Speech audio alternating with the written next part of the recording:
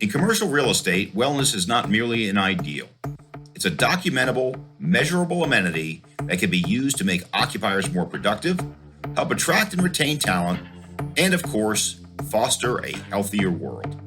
That's why wellness certification is a growing business in an ESG-minded market. We're very familiar with that here at CBRE. In fact, our London headquarters at Henrietta House just achieved Platinum WELL certification, one of the world's leading wellness standards.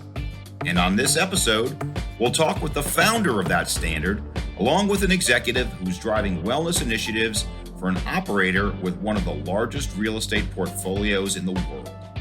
We've all heard of green building, right? And the environmental sustainability movement and the focus on planetary health and the energy complex. And we thought half the story was missing. That's Paul Scialla, founder and CEO of Delos and the International Wellbeing Institute, which operates the WELL certification, a standard with 100 inputs across 10 categories, which we'll talk about on the show. WELL covers nearly 5 billion square feet of certified and rated assets in 130 countries, including about 25% of the Fortune 500 and counting.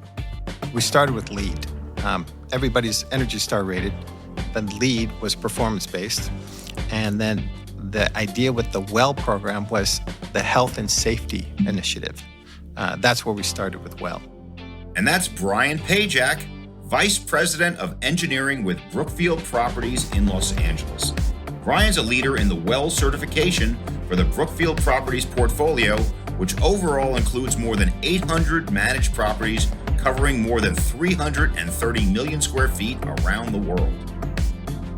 We'll talk about the big picture purpose and the business case for investing in best practices and technologies for clean air, water, acoustics, light, even the practice of urban beekeeping at the office. Yes, the buildings and the bees and a lot more.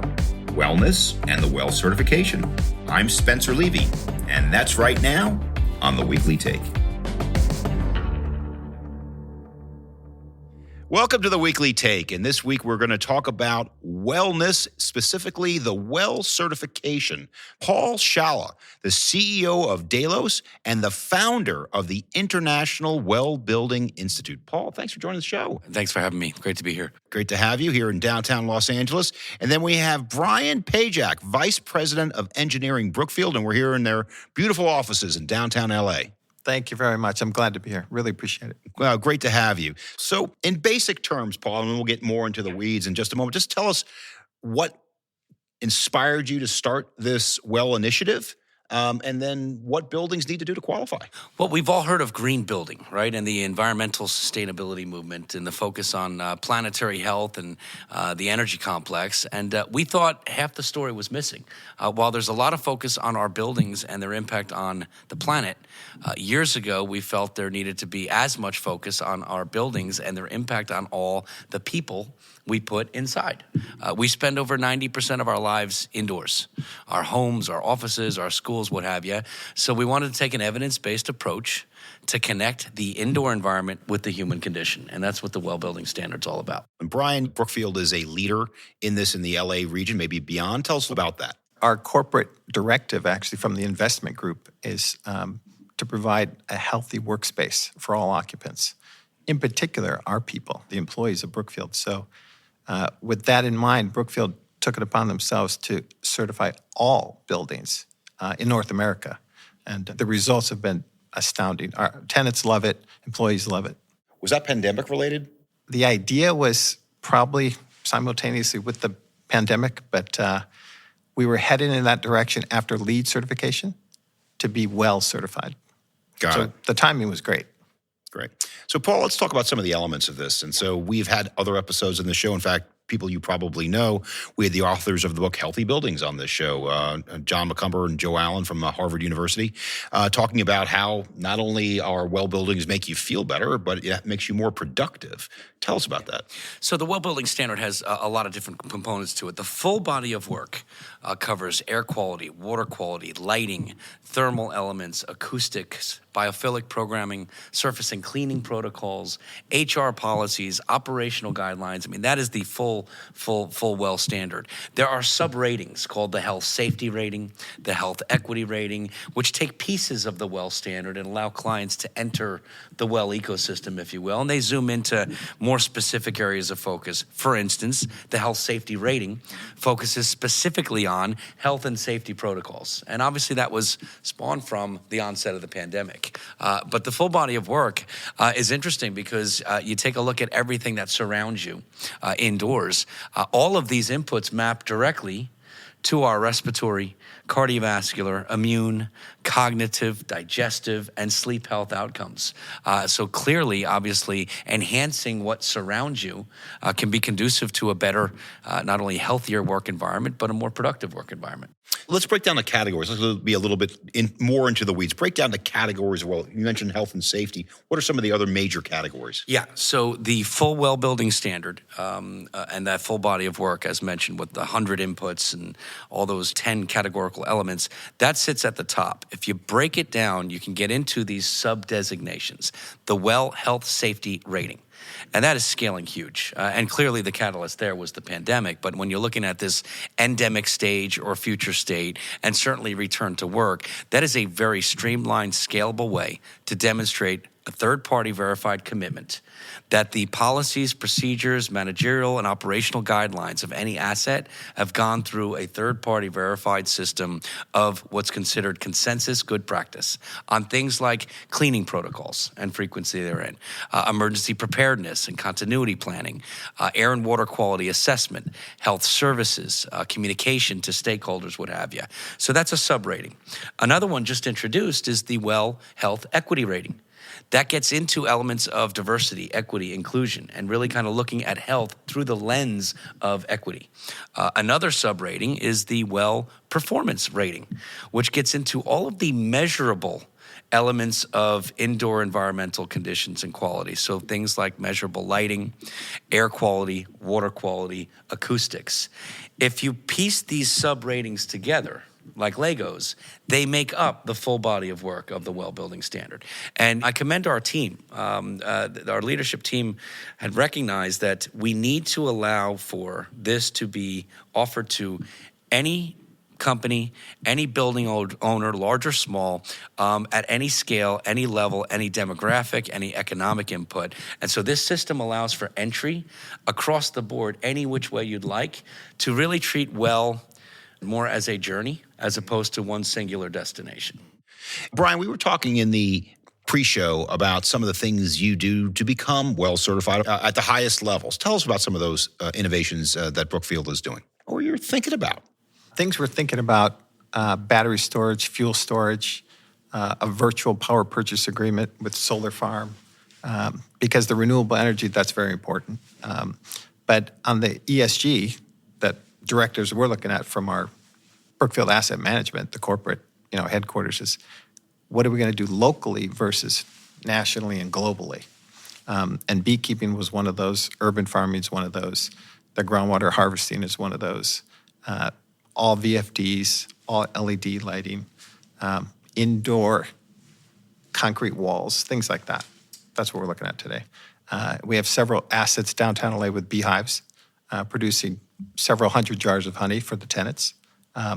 We've created a new groundwater harvesting system. So we're going to be more sustainable and friendly to the environment. Our new guidelines for air conditioning, lighting, acoustics creates a more productive environment for our employees. And we've realized that, and it is evidence-based. We've measured it and tracked it, and we have happier employees and tenants. If you could tell me, how does beekeeping then fit into the whole wellness scheme? So from a wellness perspective, beekeeping for us joins people together and educates them on what's happening with the environment. How it impacts the environment in LA, beekeeping is very important for our properties because we've never had it. And now that it's new, people are worried and concerned about the bees.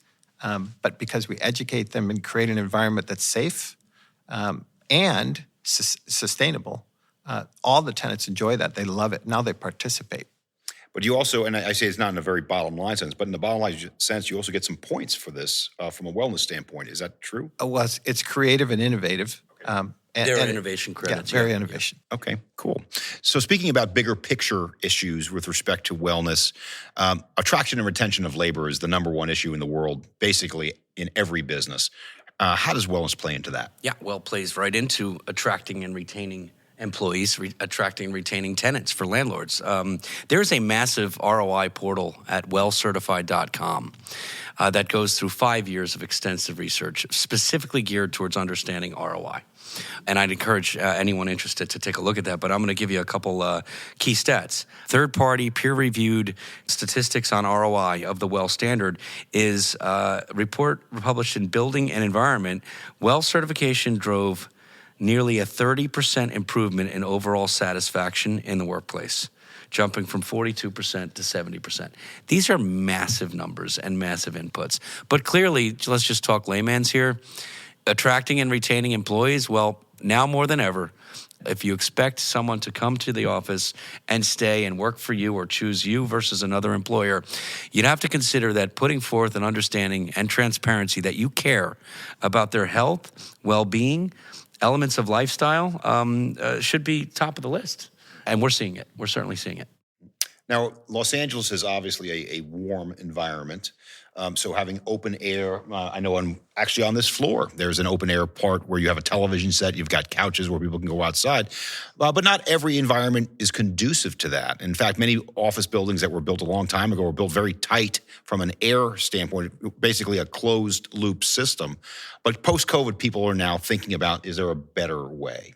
And I wonder, Paul, if you have any reaction to that, an older building that is completely tight from a air standpoint, what are they doing to try to get well certified? Yeah, so the nice thing about the well building standard, it does apply to any building, new or old, large or small, what have you.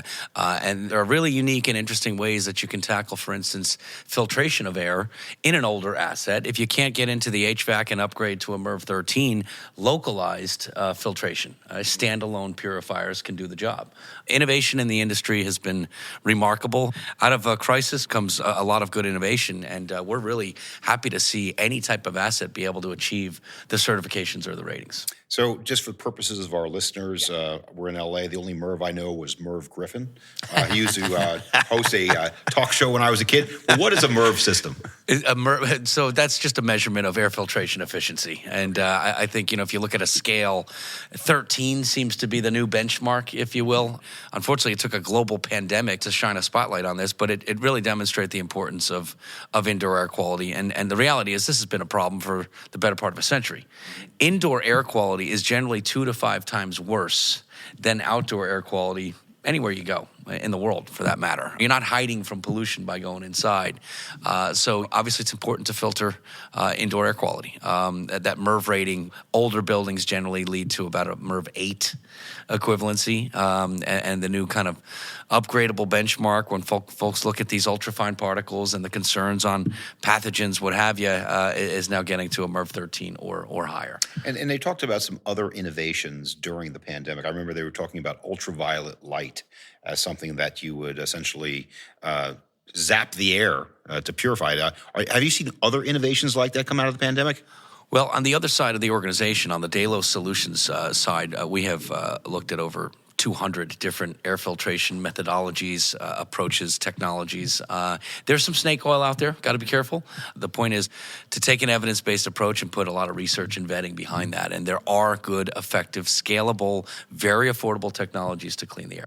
Brian, let's talk about the practical building landlord, building asset manager, looking at well as opposed to or in conjunction with LEED or Energy Star, some of the environmental factors, and then you have the well factors. These things cost money. There's a long checklist. Tell us about the thought process of saying we're going to go with well, LEED, or otherwise.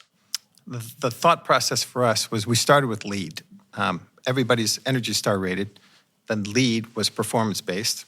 And then the idea with the well program was the health and safety initiative. That's where we started with well. How do we have a better environment for our employees? Mostly related to indoor air quality and cleanliness. That's what we based our health and safety certification on. So we started there with the buildings. Easy for us to do. We were already ahead of the game. It was a light lift for us to get that health and safety rating. But we still want to travel down the road to get the rest of the certification. Lighting, acoustics, water. We do the water certification with our UL verification and the indoor air quality for the verification mark. But the well rating, I think, is more comprehensive. It encompasses everything. So that's the road we're going to continue down. We've got a lot of good information on cost here. And the really nice thing about the well system is in some cases, or in a lot of cases, these are more intelligent or more informed decisions, not necessarily more expensive decisions. I could tell you, new development, for instance, the incremental cost on construction to build a well-certified platinum asset, and this is based on a lot of evidence, a lot of projects going through the system, is anywhere, candidly, between $0 and fractions of 1% premium to normal construction. This is not a cost burden that is a payback of 3, 4, 5, 7 years like the green building proposition. In some cases, our paybacks are much, much shorter. But it's really interesting to see, even for instance, for the ratings, most of the well health safety rating, for instance, focuses on operations and managerial guidelines. There's no CapEx with that. This is a third-party verification of good practice. So, again, the reason why we're seeing such scale here is because there's not a large upfront CapEx or economic burden to get well certified or rated. Well, let's dig into two aspects of that. One is the ROI, and the other is the scale. Let's turn to you, Brian. How do you look at it from a ROI perspective, where if you wanted to go green, that could be very expensive, but maybe this isn't as expensive? I would echo exactly what Paul said. Our OPEX funds cover our wellness program. We don't dig into the CapEx. It's not CapEx, it's OPEX. Yeah, not CapEx, it's OPEX. It's that small of an increment. Very inexpensive, but it might be we're a savvy owner. We're ahead of the game. But I would agree, though, with Paul that it isn't expensive to be well certified or to start on the health and safety rating. Most buildings can get there. You just have to be willing to do it. And our new developments versus our existing buildings, for indoor air quality, the MERV 13 or better filter ratings, most buildings can accommodate that. It's not expensive. When we talk about the E side of ESG, one of the greenest things you can do is keep an existing building rather than build a new one just because you're using the existing materials. But it brings up challenges of air and water quality. So, Brian, we're in a beautiful building right now, but it's built in 1982. What are some of the challenges of older buildings getting well certified? I'll give you the best scenario, probably California Market Center, right down the street, a couple million square feet. We renovated that project over the past 5 years versus tearing it down and starting over. Best sustainability project we ever did. Expensive, but well worth it because now it's a well-rated building. A LEED, and we used everything that was there and turned it into a showcase. All of the California shows are still at California Market Center, the retail shows, wholesale shows. So it's a great asset if you get a chance to look at it, California Market Center. But this building, in particular, early 80s building, Wells Fargo, we still have 25 million BTU gas-fired boilers that we're going to retrofit to electric boilers. Things like that have to happen, but that's in a long-term plan. The well health and safety rating here was something we could accommodate and do quickly for the occupants of the property without changing anything structurally or related to CapEx on the mechanical systems. Mm-hmm. Now, I notice in the room here that we're sitting is fluorescent lighting. It's not the old-fashioned light bulbs. But I used to cover the gaming business a long, long time ago, and they always had trouble getting certified because they had smoking in the buildings. What are some of the things today that you would say are impediments to getting the highest level well rating, like smoking was in casinos back in the day? Yeah, impediments to the highest rating. Certainly air quality is super important. The good news there, it's interesting, when you look at air filtration at large, okay, candidly, it really doesn't matter what you do in your ducts, whether you get to a MERV 13 or 16 or what have you. The reality is, and this is what the pandemic's shown us, you're only going to be at best, ever, about 50% efficient on filtering anything coming out of someone's mouth. The human-to-human transmission, whether it's influenza, whether it's SARS-CoV-2. So the need to localize filtration really kind of allowed for a different approach to an alternative to very expensive HVAC upgrades, whereby if you use standalone portable filtration placed elegantly throughout a space, you can achieve a MERV 16 or 17 equivalency, be 100% localized, be at 99.997% efficient on the smallest particulates known to man. And by the way, not drain the energy and increase the energy load on the building and go through an expensive CapEx. So even those more challenging features can be achieved into older assets, even at the highest levels of, for instance, well-certified platinum. When you go to different countries, there's different standards of what is considered to be, call it an A building, the highest standard. Paul, are you trying to get a uniform standard globally, or are you trying to look at the nuances of local custom and building practices? Great question. We've managed to accomplish both, and I'll tell you why. When you look at the green building movement and a lot of the green ratings, there are climatic differences and inputs around the world, and you've seen this bifurcation of whether it's BREEAM in Europe or LEED in the United States or Green Star or 3-star and all these different green ratings. We approach this differently. When we launched the Well Building Standard 7+ years ago, we recognized that the human condition is universal. What's optimal for pulmonary health in Beijing, China is the same as in New York City, okay? Human beings are identical biologically, if you will. And because of that universality, if you will, what we understood was we could create one rating. We can internationalize it, hence the International Well Building Institute.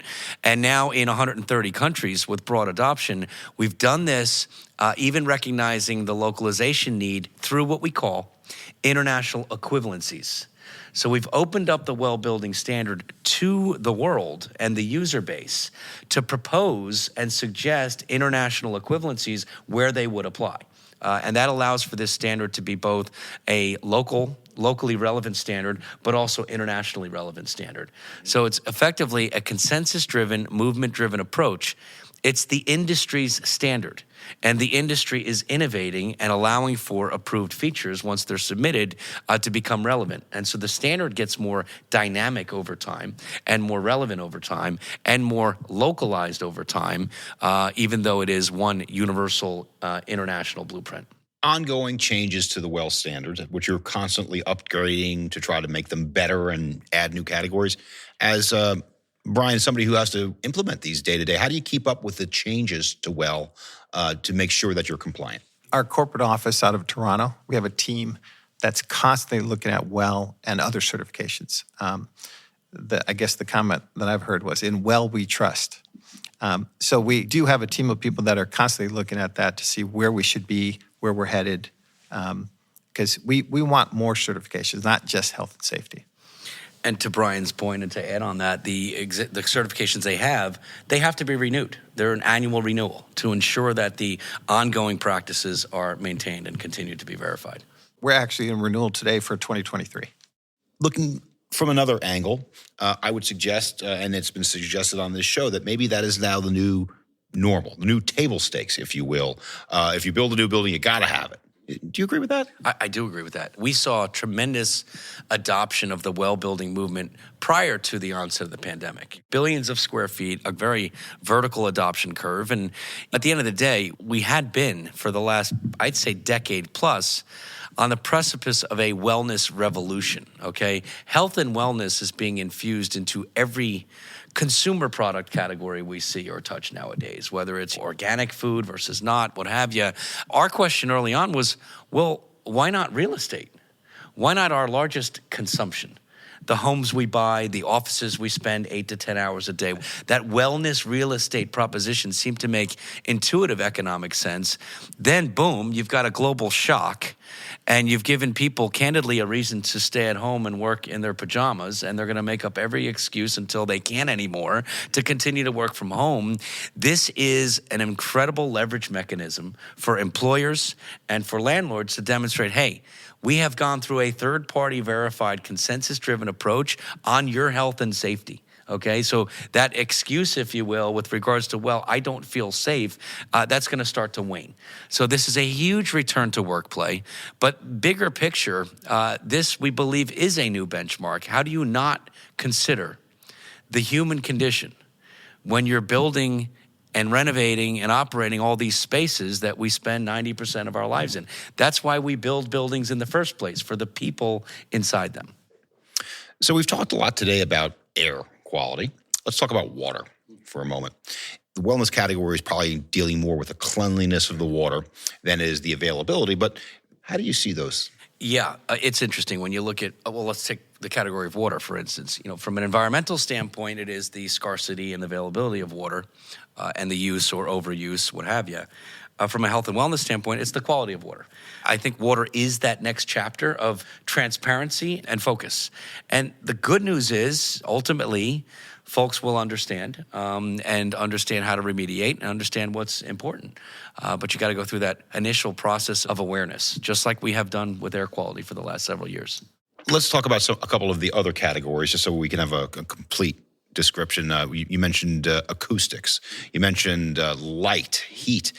Talk about how those factors play into wellness. When we first started this, it was fascinating to get doctors together with architects and engineers and designers. I mean, I remember one particular day, very early on, I sat 3 doctors down with 3 architects, didn't tell them why they were there, and just asked a pretty provocative question, which was, doctors, architects, if you could dream it up, what types of things could we do to introduce preventative medical intentions into the way we design and operate our buildings? This was before the Wellbeing standard came out, right? So, and the 2 groups looked at each other like it was the first time they were ever having a conversation, which was a cue for me, at least, to realize, wow, perhaps the health sciences and the building sciences never really converged.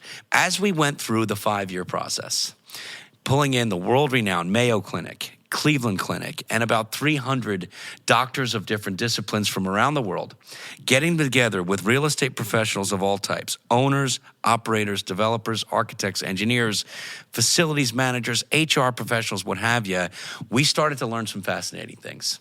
For instance, temperature. The male condition and female condition have about a 4-degree Fahrenheit difference, biologically. Yet building code is generally set for the male condition. Thermal comfort is important.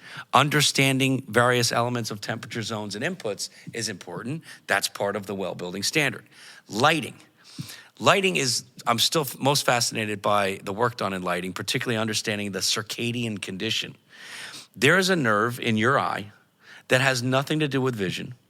It takes in peripheral light or darkness. It's called the circadian optic nerve.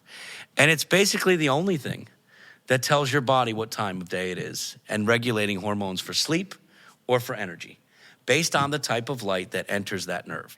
That circadian lighting is all part of the Wellbeing standard as well. So just a few tidbits, but yeah, we learned a lot of great things. A couple more issues and then we'll wrap it up. Sure. But let's bring up the IoT, the Internet of Things. From Brookfield's perspective, recognizing that each interior tenant space is not completely in your control, but how are you using the Internet of Things sensors to make sure you're getting it right? We've just recently installed WellStat sensors for air quality.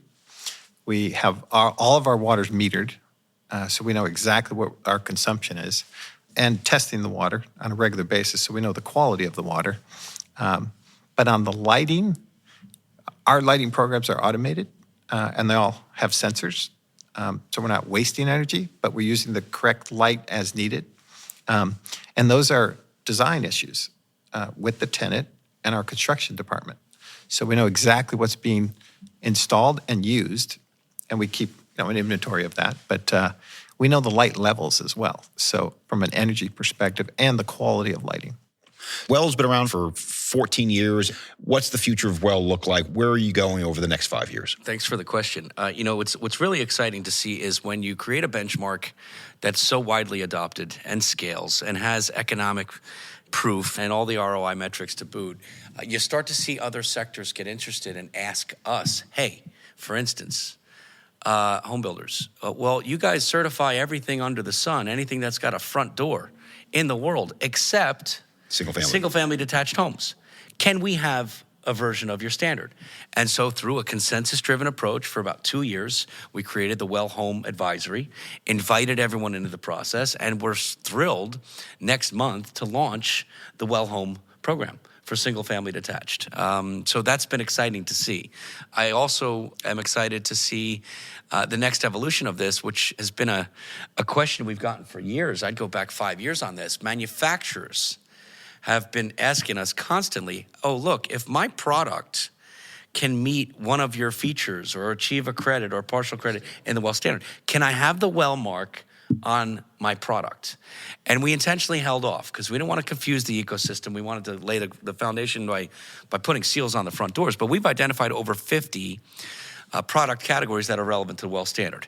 Obviously, air filtration, water filtration, office furniture, things like sit-stand desks, building materials and inputs, glass, even dishware. The size of dishware in a cafeteria can really help eliminate overconsumption, what have you. So millions and millions of product SKUs out there, eligible, if you will. And in the coming month or months, we are launching the Works with Well mark for manufacturers.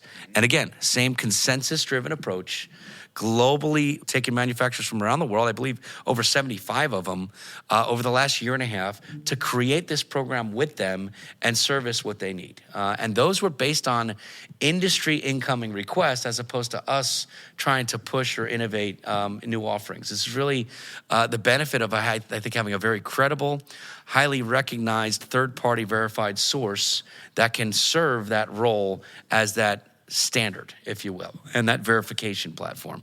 So single-family homes and products for the WELL ecosystem. From your perspective, Brian, you have an enormous portfolio here in Southern California, Los Angeles. Same basic question I asked Paul. Next 5 years, what do you see coming from a wellness perspective? From our perspective is to continue down the health and safety, add whatever categories we can up and down the coast for this region, and new acquisitions, by the way. We've made several in the past couple of years, but the goal is to continue down, get everybody health and safety rated with WELL, and then continue with acoustics, water, air. There you go.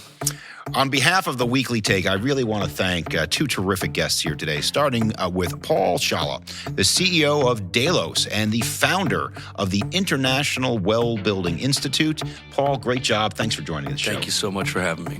And then I want to thank Brian Pagac, Vice President of Engineering at Brookfield. Thank you for hosting us here today in your beautiful building and being a leader in implementing WELL in your buildings. Thank you very much. We're glad to have you. Appreciate it. And thanks, Paul. Thank you, Brian. For more on wellness and related content, check out our website, cbre.com/weeklytake. And you know what else is good for you?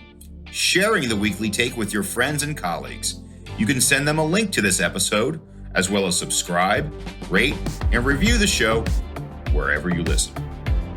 Next week, we'll bring you the story of a fashion brand that's really hopping, Psycho Bunny, and its growth story of e-commerce, bricks and mortar, and a unique real estate journey.